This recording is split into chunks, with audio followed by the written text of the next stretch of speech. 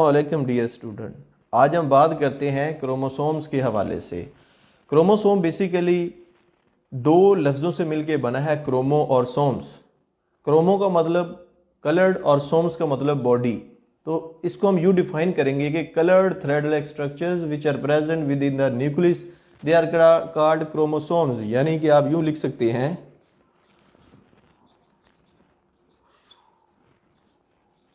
colored thread-like structures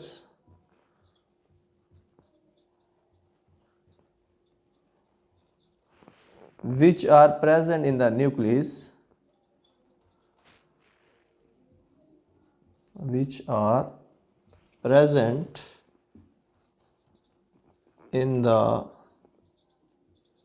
nucleus of the cell are called chromosome।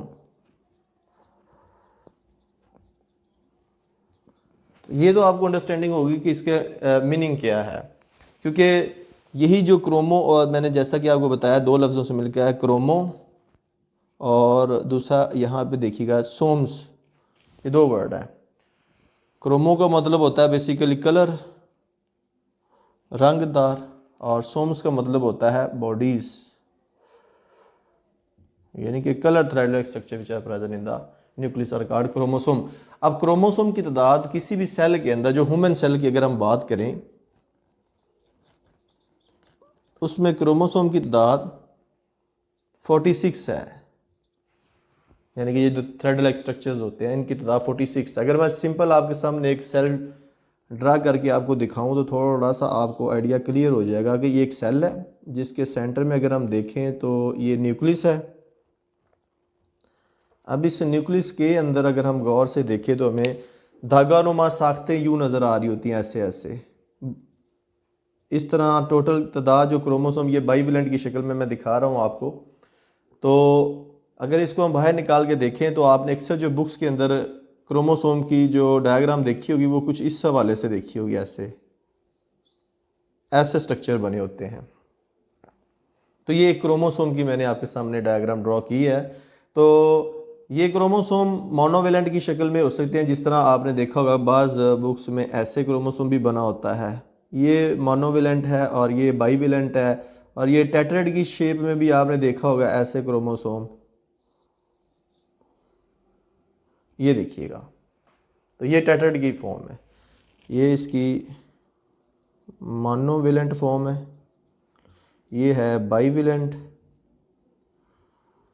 और ये है टेट्राहेड form. तो ये सारे के सारे तीनों फॉर्म ही क्रोमोसोम की शेप है। अगर क्रोमोसोम की तादाद इस तरह 46 है तो उसको हम कहते हैं डिप्लॉइड नंबर, यानी कि जो इसको हम 2n से रिप्रेजेंट करते हैं।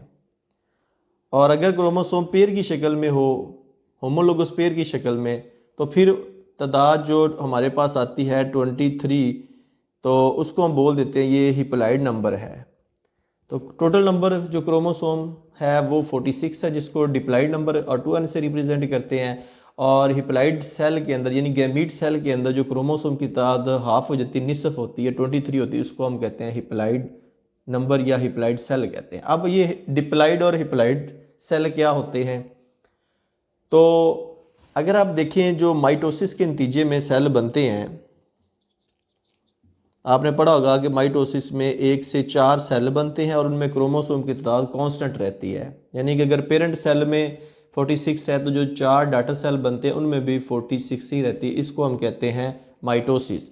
और मियोसिस में क्या होता है कि आप कहते हैं कि एक सेल से पहले 2 सेल बनते हैं, 2 से आगे फिर मियोसिस 1 के नतीजे में 2 सेल बनते हैं, मियोसिस 2 के नतीजे में 2 सेल तकसीम हो गए, अपने जैसे 4 सेल बनाते हैं। इन 4 सेल के अंदर क्रोमोसोम की तादाद जो होती है वो निसफ रह जाती है, हाफ रह जाती है। तो जिनको हम गैमीट सेल का नाम देते हैं। अगर मेल है तो उसमें हम स्पर्म का नाम देते हैं, और अगर फीमेल है तो उसमें हम एग्स का नाम देते हैं। तो ये थोड़ी सी अंडरस्टैंडिंग थी, बेसिक कंसेप्ट था क्रोमोसोम के हवाले से जो आपको गाइड करना था। तो उम्मीद है कि आपको कुछ ना कुछ अंडरस्टैंडिंग होगी। तो इंशाल्लाह नेक्स्ट वीडियोस के अंदर इसकी कंप्लीट डिटेल, डीएनए का स्ट्रक्चर और उसके फंक्शन के ऊपर हम बात करेंगे। अगर ये वीडियो पसंद है इसे लाइक करके दोस्तों के साथ ज़रूर शेयर कीजिएगा। और अगर आप चाहते हैं कि डेली बेस पे हमें इस तरह की साइंटिफिक वीडियो रिसीव हो तो इस चैनल को सब्सक्राइब करके साथ बेल आइकन का बटन जरूर दबाइएगा। नेक्स्ट वीडियो तक आपसे जाए अपना बहुत ज़्यादा ख्याल रखिएगा। अल्लाह हाफ़िज़।